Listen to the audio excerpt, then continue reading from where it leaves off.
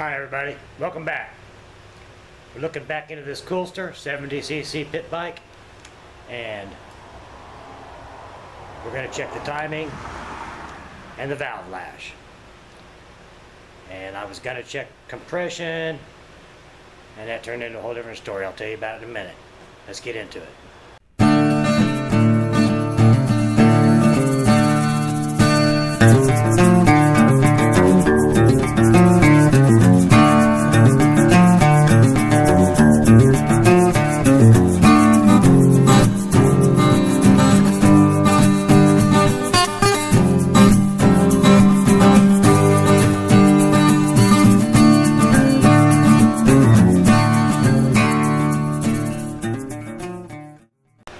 So I went to do a compression test on it, and the compression tester that I have doesn't have an adapter that's small enough to screw into these spark plug holes. So I could hear a little bit of something the other day when I was kicking it, so I think that it's going to be okay. But I'm going to check the timing and the valves, and let me start off by showing you what I've got. I took this cover off. There's just 3 bolts to hold it on. One of them on top is longer than the other, so keep that in mind. And on top of the flywheel here, I don't know how the camera will react to this.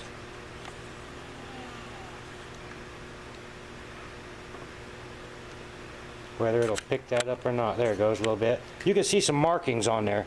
Well, this front one says F and the back one says T. The F is for time or fire, and the T is for timing. And up on the case here is a little bitty line, and it is so hard to see. I kid you not. I had to get a magnifying glass.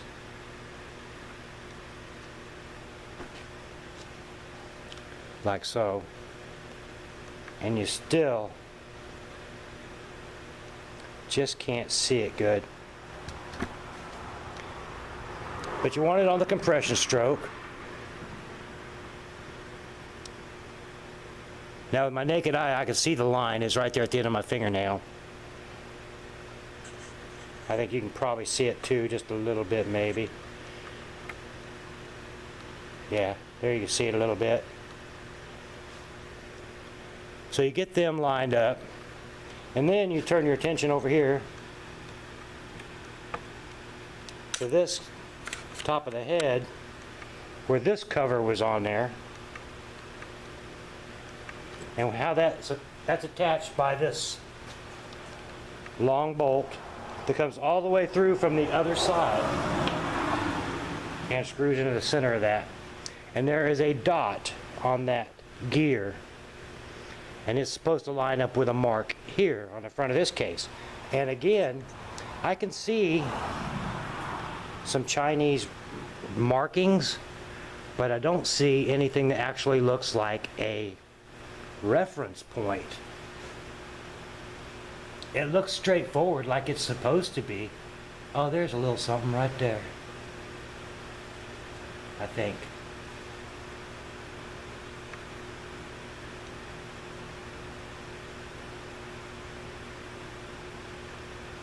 They didn't do a very good job of stamping that stuff out.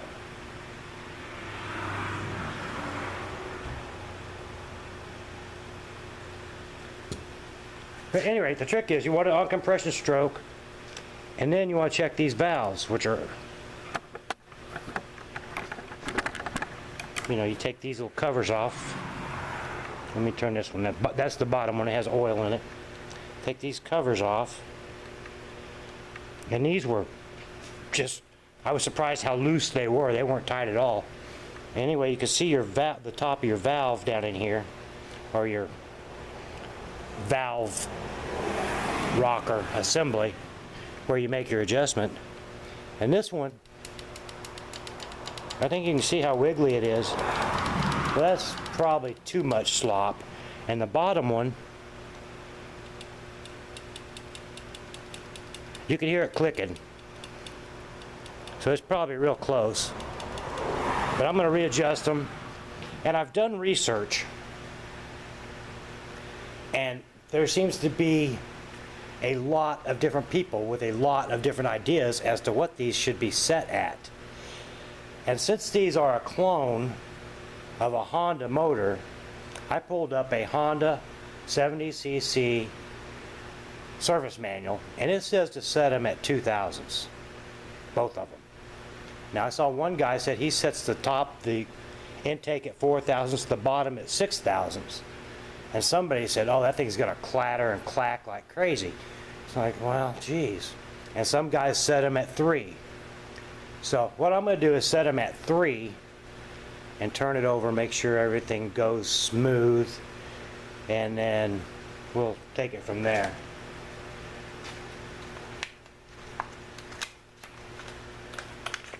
So I'm gonna fish out a feeler gauge, and the process is simple. You simply loosen the nut, stick your feeler gauge underneath there, tighten the center thing in,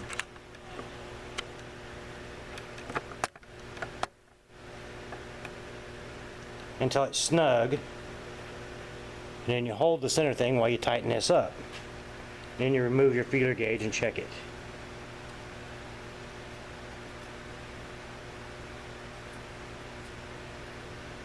And I'm going to have to find my other feeler gauge set because this one doesn't go small enough. This one starts out at 8/1000. So that's no help. So I'll have to dig around and find my other feeler gauge, and we'll come back to it. Okay, you can see I've got the feeler gauge in there.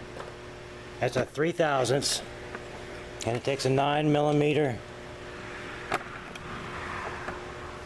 wrench, like so. Then you hold that little square nubbin in the middle so it don't move while you tighten it up. And I've already done this. I'm just doing this to show you how you got to do it, in case you don't know. Anyway, you hold her still, and then you tighten her down. And then you check it again to make sure you still have good. And that is, I can't tell you how far open that was, but it was a lot. So now I just got to do the same thing to the bottom one, which it actually may be okay. It feels the same as this one. This might be 4/1000 or 5/1000. I know you can't probably hear that, but it's ticking, which means I got a little bit of a gap there, which is exactly what you want.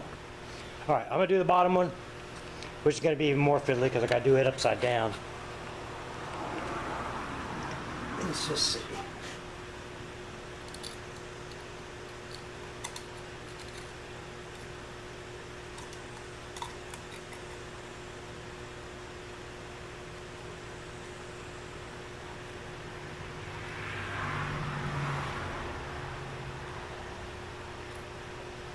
That actually feels okay. I'm just going to make sure it's tight.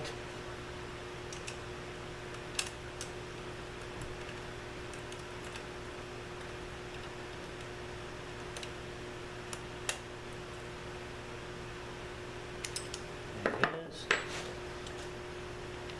Put this cap back on here.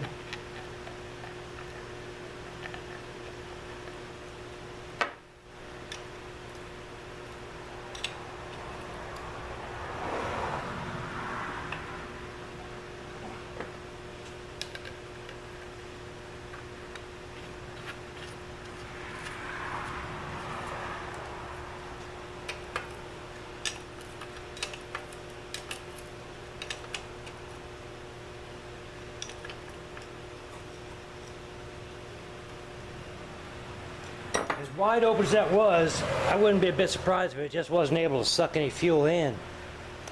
Anyway, I'm going to button it back up, and then we'll give it a try, see what happens. So, after all that, no joy. Just, I got fire, I know I'm getting fuel, I don't think there's any compression. I held my thumb over it, and you just can't tell any difference. Oh, I have a feeling the next thing we're going to be doing to that is pulling the barrel off and looking at the piston and the rings and the inside of the cylinder and a few things like that. So anyway, that's it for now. Thanks for tuning in. Sorry it was disappointing. It's good and hot out here. We're going to pause for a second and look at the thermometer. Yep, there it is. Up over 100.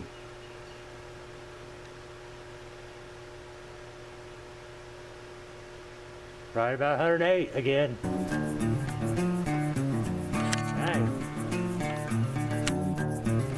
You ought to be messing around out here.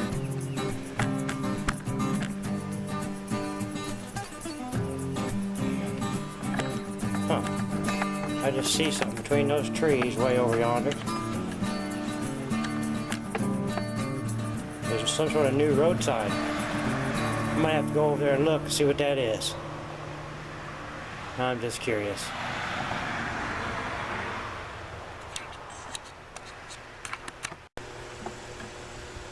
So I stopped, I rode the Springer bike up the hill there and turned around and looked, see what that sign says. This says road work ahead. I was like, okay, whatever.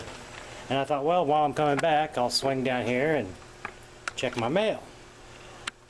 Wait, I got a mailbox over there somewhere. There it is. Yeah, there it is. And of course it was full because I haven't checked it in a while. But in there, amongst all that, got some mail. Got a mail call from, let's see, y'all know him, y'all love him.